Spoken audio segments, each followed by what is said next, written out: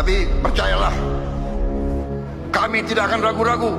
Saya katakan, saya siap mati untuk the strong will do what they can, and the weak will suffer what they must suffer. Jawab ancaman PM Israel, Presiden Prabowo beri respon mematikan. Alhamdulillah ya, kita dapat update yang tentunya kita harus menghitung dan membela kepentingan semua pihak, terutama kepentingan rakyat Palestina. Di tengah gemuruh konflik yang terus membayangi kawasan Timur Tengah, nama Presiden Indonesia, Prabowo Subianto, muncul sebagai sosok yang tak gentar menghadapi tantangan.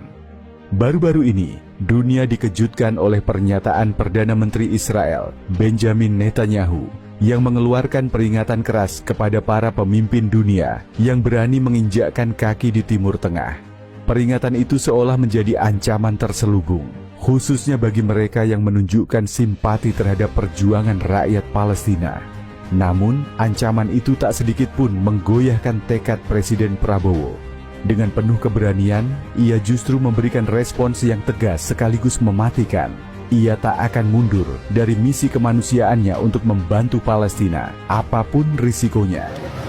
Alhamdulillah ya, kita dapat update yang jernih. Kita berharap mungkin dalam waktu dekat akan ada terobosan ke arah yang baik. Tentunya kita harus menghitung dan membela kepentingan semua pihak, terutama kepentingan rakyat Palestina. Kisah ini bermula dari kunjungan penting Presiden Prabowo ke beberapa negara di Timur Tengah, termasuk Uni Emirat Arab, Turki, Mesir, Qatar, dan Yordania pada April 2025. Kunjungan ini bukan sekadar agenda diplomatik biasa. Prabowo membawa misi besar, yakni memperjuangkan nasib rakyat Palestina yang tengah menderita akibat konflik berkepanjangan di Gaza. Indonesia, di bawah kepemimpinannya, ingin menunjukkan peran aktif dalam mencari solusi damai, sekaligus memberikan bantuan nyata kepada mereka yang menjadi korban kekerasan.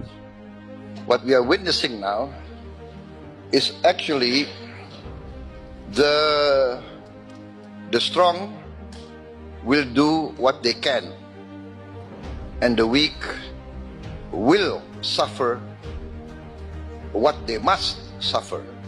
I was a general. At one time, I commanded the strongest military force in Indonesia. And so what I'm saying is we believed in democracy, we believed in human rights. So this is a bit saddening, actually. But yeah, if you want to ask me, I say that we have to go through diplomacy. But many countries now are assessing, I think, and are preparing for the worst.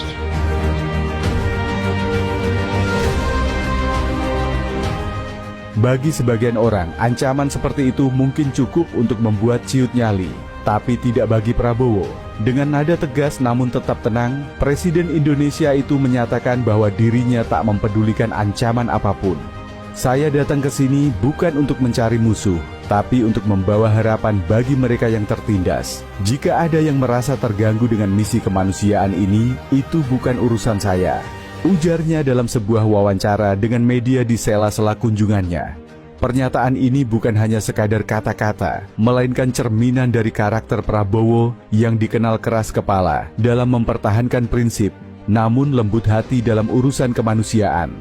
Saat ditanya oleh wartawan mengenai ancaman Netanyahu, Prabowo menjawab dengan penuh percaya diri. Saya sudah terbiasa dengan ancaman. Dalam hidup ini, kalau kita takut pada ancaman, kita tak akan pernah bisa berbuat apa-apa. Saya di sini untuk misi kemanusiaan, bukan untuk membuat masalah. Tapi kalau ada yang mencoba menghalangi, mereka akan berhadapan dengan tekad Indonesia yang tak pernah goyah, katanya. Kata-kata ini langsung menjadi sorotan dunia. Banyak yang menyebut respons Prabowo sebagai mematikan karena ia tak hanya menunjukkan keberanian pribadi, tetapi juga menggambarkan sikap Indonesia sebagai negara yang tak bisa diintimidasi. Prabowo juga menegaskan bahwa kunjungannya ke Timur Tengah bukan untuk mencari konfrontasi. Ia datang untuk membangun kerja sama dengan negara-negara di kawasan itu, sekaligus mencari solusi konkret untuk membantu Palestina.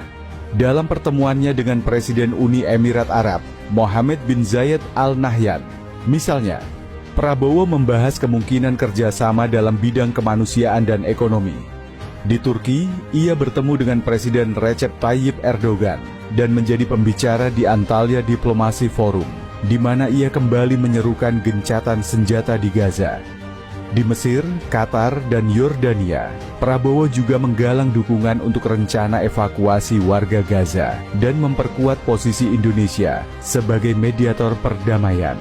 Namun, di balik semua agenda diplomatik itu, ancaman Netanyahu tetap menjadi bayang-bayang.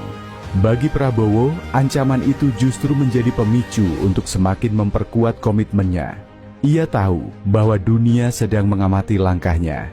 Jika ia mundur atau menunjukkan ketakutan, itu bisa menjadi sinyal bahwa Indonesia tak serius dalam memperjuangkan Palestina.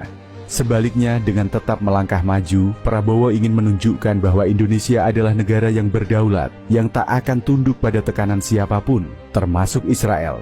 Langkah Prabowo tak luput dari sorotan publik, baik di dalam maupun luar negeri. Di Indonesia, banyak masyarakat yang bangga dengan keberanian presiden mereka. Media sosial diramaikan dengan dukungan dari warganet yang memuji sikap tegas Prabowo. Ini baru pemimpin sejati, tak takut ancaman, tetap bela Palestina. Tulis salah seorang pengguna di platform X.